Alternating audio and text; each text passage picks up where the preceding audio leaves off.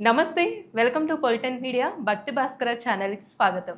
ప్రస్తుతం మనతో ఉన్నారు ప్రముఖ ఆధ్యాత్మికవేత్త, ప్రముఖ జ్యోతిష్య వాస్తు పండితులు గుండెపూడి శివసుధీర్ శర్మ గారు ఉన్నారు. మరి గురుగారితో మాట్లాడి మనకున్న ఆధ్యాత్మికమైన సందేహాల గురించి, విషయాల గురించి అడిగి తెలుసుకుందాం. నమస్కారం గురుగారు. శ్రీమాత్రే నమః. శ్రీ గురుభ్యో నమః. గురుగారు, ఇప్పుడు ప్రస్తుతం బంగారం రేటు చూసుకున్నట్లయితే 1,20,000 ఇంకా దాటిపోతుంది కాబట్టి సామాన్యులైతే కొనలేని పరిస్థితి అండి. మరి బ్రహ్మంగారి కాలజ్ఞానం ప్రకారం రాబోయే రోజుల్లో సామాన్యులు ముత్యమంత బంగారం కొనాలంటే కూడా చాలా కష్టమని అన్నారు. అయితే ఇప్పుడు ఈ బంగారం రేటు పెరుగుతుందంటారా, ఇంకా తగ్గే అవకాశం ఉందంటారా, ఎలా అంటే? తప్పనిసరిగా నాన్న, మనం అంటే మా చిన్నప్పుడు నిజంగా చెప్పాలంటే బంగారం అప్పటితో ఇప్పుడు పోల్చుకుంటే అస్సలు ఎక్కడ కూడా పోలికే లేదు నాన్న. నక్కకి నాగలోకానికి ఉన్నంత తేడా ఉంది. మా చిన్నప్పుడు గ్రామం ఎంత ఉండేది అంటే 8 గ్రాములు సవరి అని చెప్పి పిలిచేవాళ్ళు. 10 గ్రాములు తులం అంటాం కదా.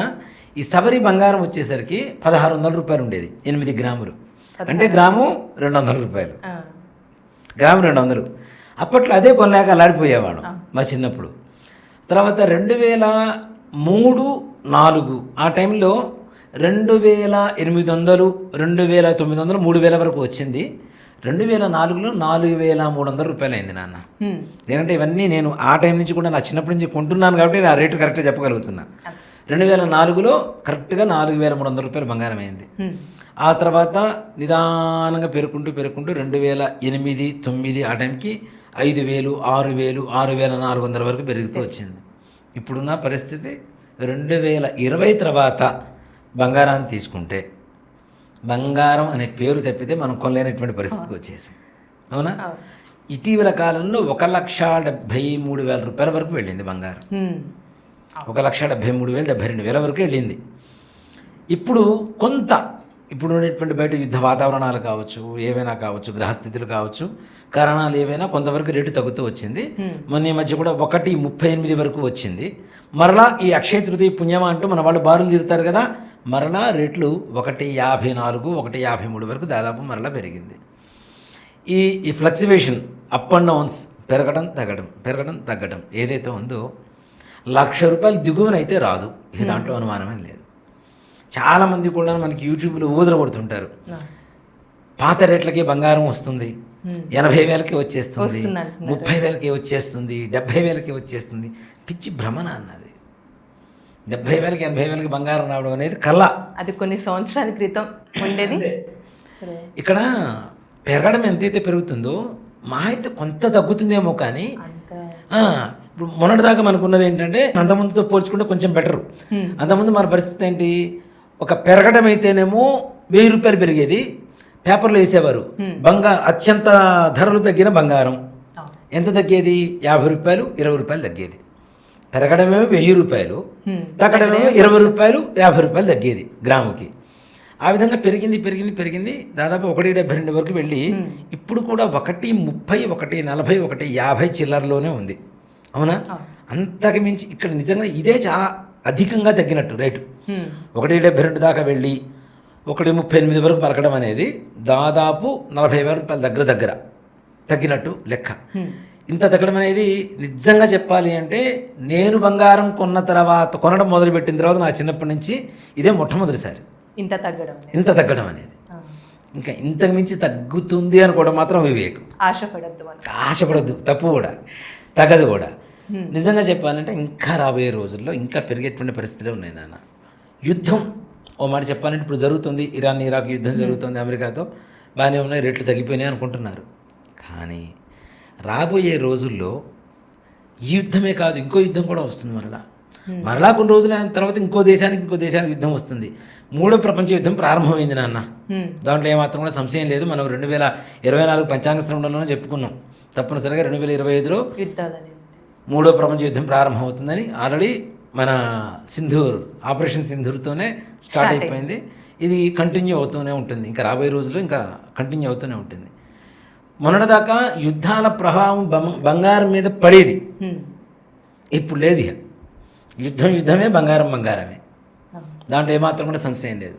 అలానే గ్రహస్థితుల రీత్యా తీసుకున్నా అంటే ఎంతసేపు మీరు గ్రహాలతో చూస్తారు కదా, మరి గ్రహస్థితి ప్రకారం కూడా బంగారానికి, వెండికి, ఒక లోహానికి ధరలు పెరుగుతాయా తగ్గుతాయా అంటే 2026 డిసెంబర్ నాటికి 1.60 పై మాట తప్పితే లోపలైతే ఉండదు బంగారం. 1.60.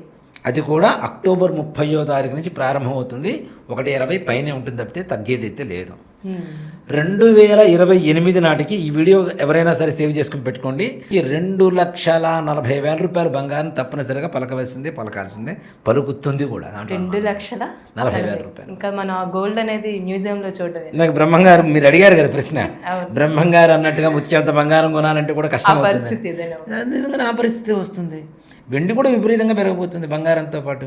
రెండు అక్కచెల్లెలు కదా, ఒక అడుగు ముందుకేస్తే రెండోది కూడా అడుగు ముందుకేస్తూనే ఉంటుంది, వెనకేం తగ్గదు కదా. కాబట్టి బంగారం రేటు రాబోయే భవిష్యత్తు రోజుల్లో 100% తగ్గుతుంది. 2028 డిసెంబర్ నాటికి 2,40,000 రూపాయలు 10 గ్రాముల బంగారం కొనుక్కోవాలంటే మన దగ్గర అట్టే పెట్టుకుంటే కొనుక్కోవాలి.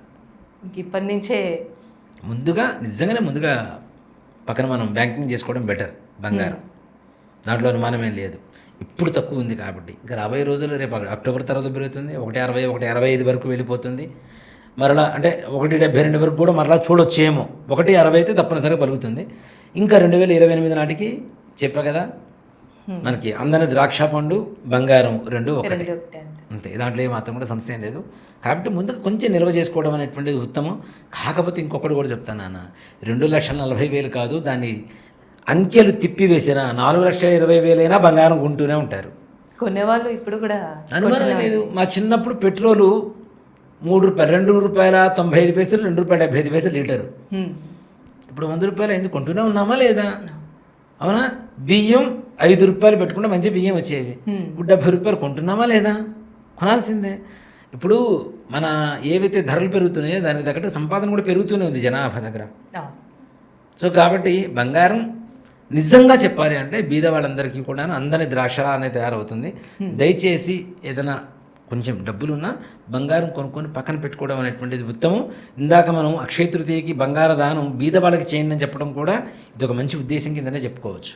అలాగే ముఖ్యంగా ఈ బంగారం పెరగడానికి గల గ్రహ కారణాలు కూడా బృహస్పతి నాన్న. అంటే బంగారానికి సంబంధించి బృహస్పతి. ఈ బృహస్పతి శుక్రుడు ఈ రెండిటి వల్ల అత్యధికంగా పెరుగుతూ ఉంటుంది బంగారం.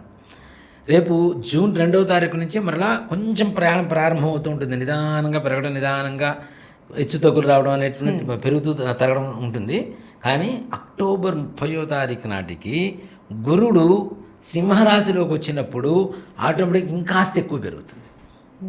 యుద్ధం కూడా అప్పుడు కొంచెం ఊరట కలుగుతుంది, దాదాపుగా ఆ సమయంలో ఊరట కలుగుతుంది మనకి.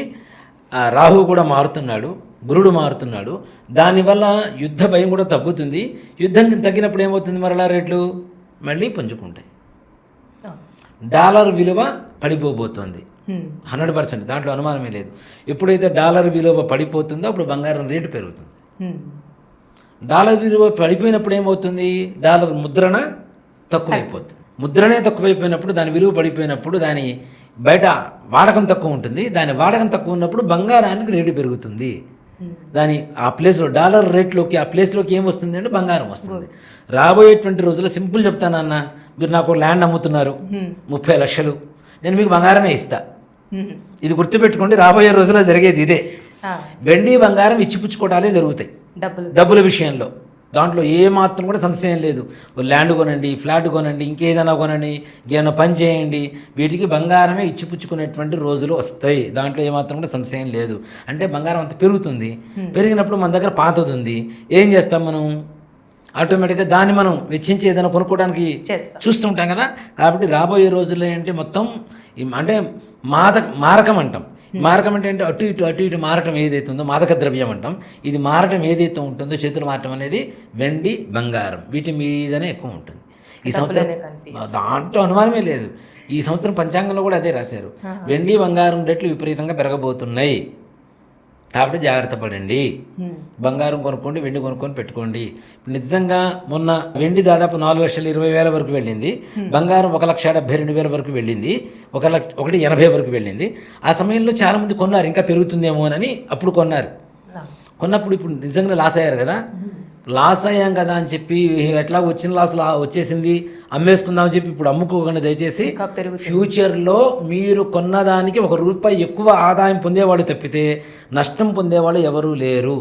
ఒకటే బంగారం, వెండి, భూమి, వీటిని నమ్ముకున్న వాళ్ళు ఎవ్వరు ఎప్పటికీ లాస్ అవ్వరు. నిజమే. అంతే కదా. భూమి ఇంకా పెరిగేదే, జనాభా పెరుగుతుంది, భూమి ప్రాంతం పెరగట్లేదు, నివాస ప్రాంతం పెరగట్లేదు, ఆటోమేటిక్ డిమాండ్ ఎక్కువ ఉంటుంది.